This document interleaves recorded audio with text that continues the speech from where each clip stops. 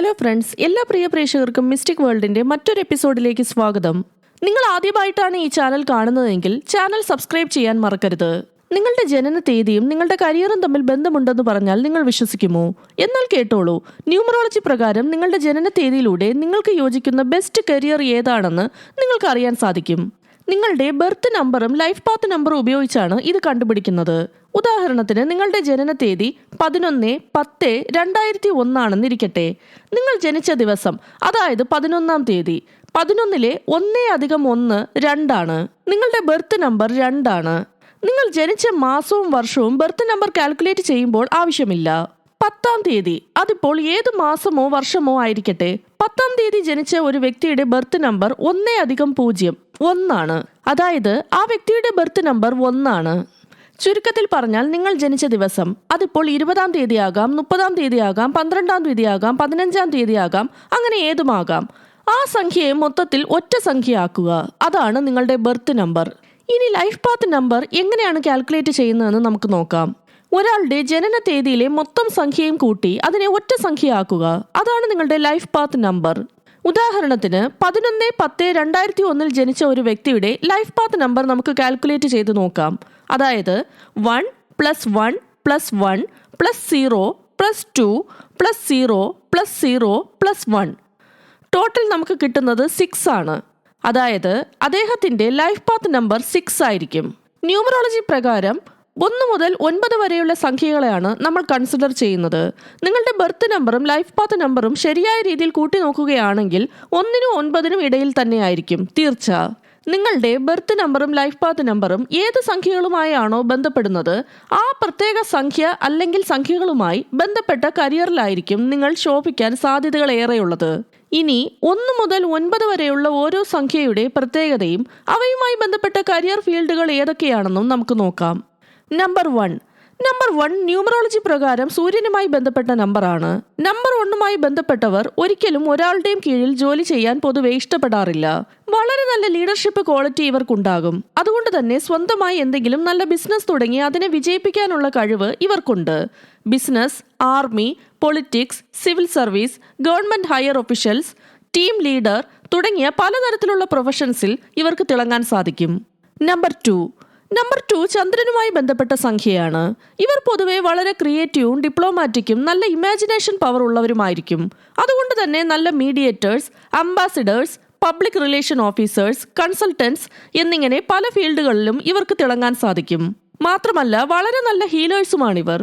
So health related ഫീൽഡുകളും ഇവർക്ക് നല്ലതാണ്. നല്ല ക്രിയേറ്റീവ് ആയിട്ടുള്ള ആളുകളായതുകൊണ്ട് തന്നെ സാഹിത്യം, സിനിമ, ആർക്കിടെക്ട്, ഫാഷൻ ഡിസൈനിങ് തുടങ്ങിയ മേഖലകളും ഇത്തരക്കാർക്ക് നല്ലതാണ്. നമ്പർ 3 ജൂപ്പിറ്റർ അഥവാ വ്യാഴനുമായി ബന്ധപ്പെട്ട സംഖ്യയാണ്. ഇവർക്ക് പൊതുവെ വളരെ നല്ല കമ്മ്യൂണിക്കേഷൻ സ്കിൽസ് ഉണ്ടാകും. വളരെ എന്റർടൈനിങ്ങും ഫ്രണ്ട്ലിയുമായിട്ടുള്ളവർ ആയിരിക്കും ഇവർ.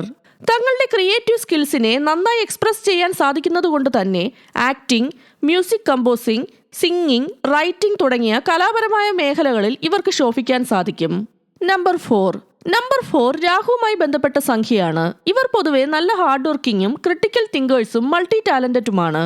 ഇവർക്ക് പൊതുവെ എഞ്ചിനീയറിംഗ്, ലോ, ടെക്നോളജി റിലേറ്റഡ് ഫീൽഡുകൾ, റിസർച്ച് റിലേറ്റഡ് ഫീൽഡുകൾ, മെക്കാനിക്കൽ തുടങ്ങിയ മേഖലകളിൽ തങ്ങളുടെ കഴിവ് തെളിയിക്കാൻ സാധിക്കും. ഇത്തരക്കാർ കൂടുതലും ലക്കിന്റെ സപ്പോർട്ടൊന്നും കൂടാതെ സ്വന്തം ഹാർഡ് വർക്കിൽ മാത്രം വിശ്വസിച്ച് തങ്ങളുടെ കരിയറിൽ മുന്നേറാൻ ശ്രമിക്കുക. ഷെയർ മാർക്കറ്റ്, ഗാംബ്ലിംഗ് മുതലായവയിൽ നിന്നുമൊക്കെ ഒഴിഞ്ഞു മാറി നിൽക്കാൻ മാക്സിമം ശ്രമിക്കുന്നതാണ് നല്ലത്.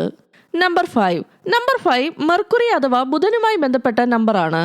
ഇവർ പൊതുവെ വളരെ സ്മാർട്ടും മൾട്ടി ടാലന്റഡുമാണ്. Sales person, performing artist, public speaking, acting, music തുടങ്ങിയ മേഖലകളിൽ ഇവർക്ക് വിജയിക്കാൻ സാധിക്കും.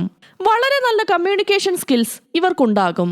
പൊതുവെ നല്ല റിസ്കുകളൊക്കെ എടുക്കാൻ ഇഷ്ടപ്പെടുന്ന ഈ കൂട്ടർ ഏത് തരത്തിലുള്ള വലിയ റിസ്ക് എടുക്കുന്നതിന് മുൻപും 2 വട്ടമെങ്കിലും മിനിമം ആലോചിച്ചിട്ട് വേണം ആ റിസ്കിലേക്ക് ഇറങ്ങാൻ. നമ്പർ 6 ശുക്രൻ അഥവാ വീനസുമായി ബന്ധപ്പെട്ട നമ്പറാണ്. ഇവർ പൊതുവെ വളരെ റെസ്പോൺസിബിളും ഫാമിലി ഓറിയന്റഡുമാണ്. മാത്രമല്ല നല്ല ക്രിയേറ്റീവ് സ്കിൽസും ഹ്യൂമാനിറ്റേറിയൻ ക്വാളിറ്റീസും ഇവർക്കുണ്ടാകും. അതുകൊണ്ട് തന്നെ creative artist, architect, fashion designer, healer, doctor, public relation, mediator, consultant, food related ബിസിനസ്സുകൾ തുടങ്ങിയ പല മേഖലകളിലും ഇവർക്ക് ശോഭിക്കാൻ സാധിക്കും. നമ്പർ 7 കേതുവുമായി ബന്ധപ്പെട്ട നമ്പറാണ്. ഇവർ പൊതുവെ വളരെ ഇൻട്രോവേർട്ടും സ്പിരിച്വലും നല്ല ഒബ്സർവേഷൻ പവറും ഉള്ളവരായിരിക്കും. Teaching, research, spiritual healer, writing, detective, spy, occult sciences തുടങ്ങിയ പല മേഖലകളിലും ഇവർക്ക് തങ്ങളുടെ കഴിവ് തെളിയിക്കാൻ സാധിക്കും. ഇവർക്ക് പൊതുവെ വളരെ എഫക്റ്റീവ് ആയിട്ടുള്ള വോയിസ് ഉണ്ടായിരിക്കും.